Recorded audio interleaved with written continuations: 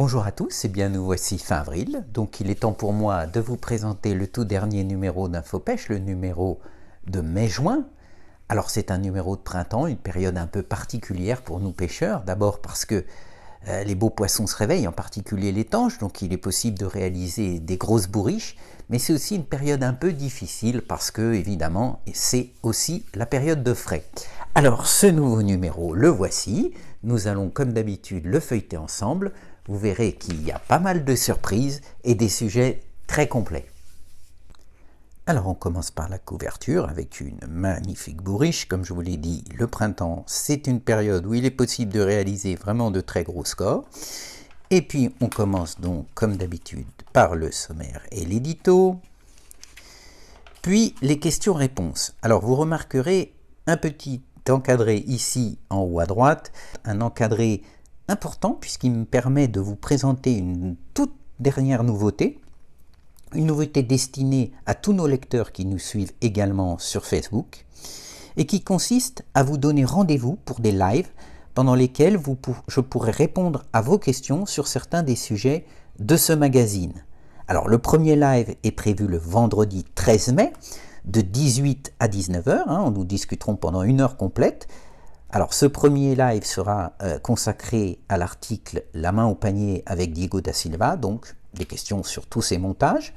Puis on aura un deuxième rendez-vous le vendredi 27 mai de 18 à 19h, où on parlera de l'article, du dossier plutôt de David Ewing sur la précision de l'amorçage. Et puis on aura encore un troisième live le vendredi 10 juin, toujours de 18 à 19h, sur l'article sur la couleur de l'amorce au kiver. Voilà, donc prenez bien note de ces rendez-vous.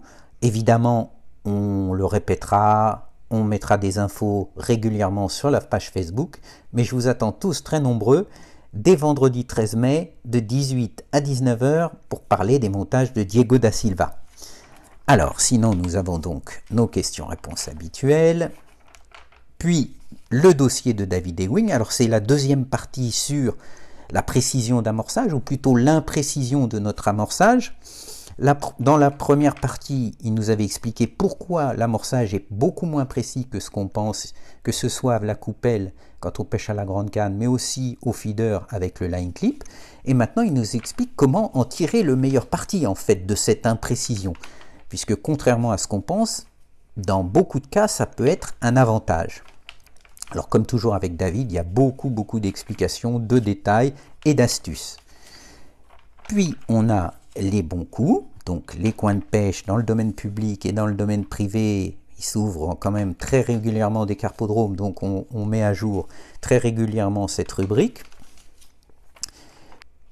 Puis on attaque la partie technique et tactique, avec un premier sujet avec Anthony Bergeron, dans l'étang de Séton dans l'Orne, où il nous explique comment sélectionner les plus beaux gardons, voire les tanches, quand vous avez des myriades de petits poissons, en particulier dans cet étang, beaucoup de petits gardons et de petits retangles. Alors vous verrez que là, il ne joue pas sur le montage de ligne, comme ça avait été le cas avec l'article qu'on avait pu faire avec Damien Lemdani. En revanche, il mise beaucoup sur la stratégie d'amorçage, la mécanique de l'amorce, le choix des èches, et comme vous pouvez le voir, ça a été plutôt efficace, comme toujours avec Anthony. Ensuite, on a un article sur les pêches de carpe en début de saison avec Jérôme Caille. Donc, les pêches de petites carpes en début de saison, c'est souvent elles qui sont les premières actives, parce qu'elles ont besoin de plus de nourriture. Et c'est pas forcément avec des èches sélectives comme la pâte, les pelés, voire le pâté de jambon qu'on peut les prendre. C'est plutôt une pêche, on va dire, entre une pêche fine de gardon et une pêche de carpe un peu plus solide. Donc en utilisant des èches animales, surtout des casters, des vertéros, des gosaires et évidemment l'incontournable maïs. Ensuite on a donc la main au panier avec un champion qu'il est plus utile de présenter, Diego da Silva, le plus titré des pêcheurs français. Donc il nous explique tous ces montages avec les schémas de ligne, les distances entre les plombs, les choix des hameçons, les choix des flotteurs, du nylon, toutes ces astuces. Alors évidemment, il y a aussi des montages au flotteur plat, puisque Diego est vraiment un spécialiste incontesté de cette technique. Et puis, on est allé fouiller un petit peu dans tous ces tiroirs où il y a pas mal de choses intéressantes. Ensuite, on a un article feeder avec deux des meilleurs pêcheurs français également, membres de l'équipe de France, donc Romain Foiratier et Johan Housset. Alors, on est retourné en fait à Rieux, le parcours du dernier championnat du monde feeder. Si vous vous souvenez, j'ai eu l'occasion d'aller en Belgique faire un sujet avec le capitaine de l'équipe de Belgique qui a remporté le titre mondial, Walter Nance, et il nous avait expliqué avoir utilisé beaucoup de terre, mais aussi une amorce plutôt claire, jaune, au départ, chose qui avait beaucoup surpris les Français, puisque dans la plupart des cas, on pêche souvent avec des amorces foncées sur ce parcours. Donc, ils ont voulu faire un test pour voir si la couleur de l'amorce avait vraiment eu une importance sur ce parcours. Donc, ils ont pêché exactement aux mêmes distances, avec les mêmes montages, avec les mêmes recettes d'amorce, simplement deux couleurs différentes, et ils ont essayé de voir si ça faisait des différences en termes de nombre ou de taille de poisson. Alors, comme vous verrez, ça n'a pas été vraiment très concluant, ça n'a pas eu vraiment d'influence, en tout cas ce jour-là, au bord de l'eau, sur la Vilaine à Rieux. Ensuite, on a un sujet avec Didier Delannoy, le dernier champion du monde individuel français, qui s'était un petit peu éloigné pendant un moment de la pêche de compétition, mais qui revient en force. Alors, il revient aussi dans le domaine professionnel, puisque c'est lui qui s'occupera de distribuer la marque italienne Maver en France. Et donc, on a voulu faire un petit sujet avec lui sur l'une de ses grandes spécialités, c'est-à-dire les pêches sélectives de plaquettes et de beaux-gardons en étang, où il utilise beaucoup de techniques et de stratégies très utilisées en Angleterre, en particulier avec des casters, des pinky fluo et un amorçage exclusivement à la coupelle avec la fameuse double terre. Puis on a un sujet avec Alain Bernard sur le bassin de Plagny, près de Nevers, où il nous a fait une pêche typique de début de saison en agrénant régulièrement.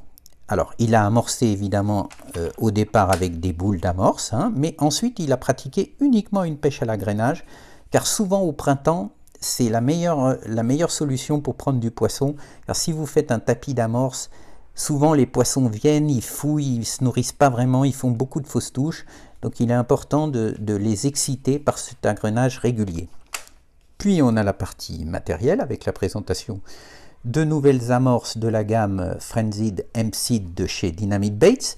Alors ces deux amorces, c'est une gamme d'amorces qui est à base de chènevis, hemp en anglais ça veut dire chènevis, mais ils ont ajouté deux mélanges au traditionnel match original, l'un avec de la farine de castor et l'autre avec de la farine de ver de terre, qui sont beaucoup plus sélectifs, donc qui sont particulièrement efficaces, surtout en début de saison, pour les belles tanches, les carassins et les grosses brèmes. Ensuite, on a une présentation des dernières nouveautés.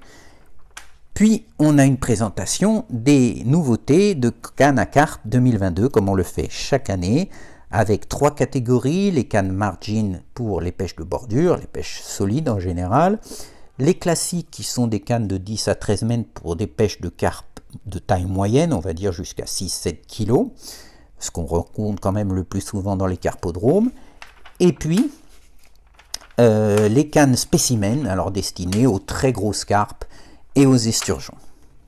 Alors il y en a pas mal, vous voyez, il y en a plus d'une cinquantaine. Puis on a l'article spécimen de Christian Monget, où il nous explique comment pêcher les pieds dans l'eau avec une simple canne et en revanche un flotteur de type amorçoir. Alors ce type de flotteur est utilisé dans les carpodromes, souvent avec de l'amorce ou avec des pelets pour prendre les carpes près de la surface, mais ça peut être aussi efficace en rivière pour prendre en particulier des retangles ou des chevennes, des poissons qui vivent souvent entre deux eaux. Et donc on utilise ce type de flotteur amorçoir, cette sorte de waggler, qui sont équipés souvent avec un feeder fermé dans lequel on peut mettre des asticots et donc prendre des très beaux spécimens, que ce soit en rivière ou en étang. Puis on a l'article des pêches d'antan. Alors vous voyez que c'est un article de 1942, mais si on voit ici, vous avez exactement un waggler. Donc c'est pas forcément nos amis anglais qui les premiers ont eu l'idée d'attacher le flotteur uniquement à la base. On voit que ici c'était un système vraiment très similaire à la pêche au waggler, Et puis on a d'autres systèmes plus sophistiqués, hein. C'était une époque où on travaillait énormément sur la sensibilité de la ligne. Voilà, écoutez, j'espère que vous prendrez plaisir à lire ce nouveau numéro. Et n'oubliez pas, je vous donne rendez-vous le vendredi 13 mai de 18 à 19h pour discuter ensemble du sujet avec Diego da Silva sur ses montages de ligne. À très bientôt. Merci à tous.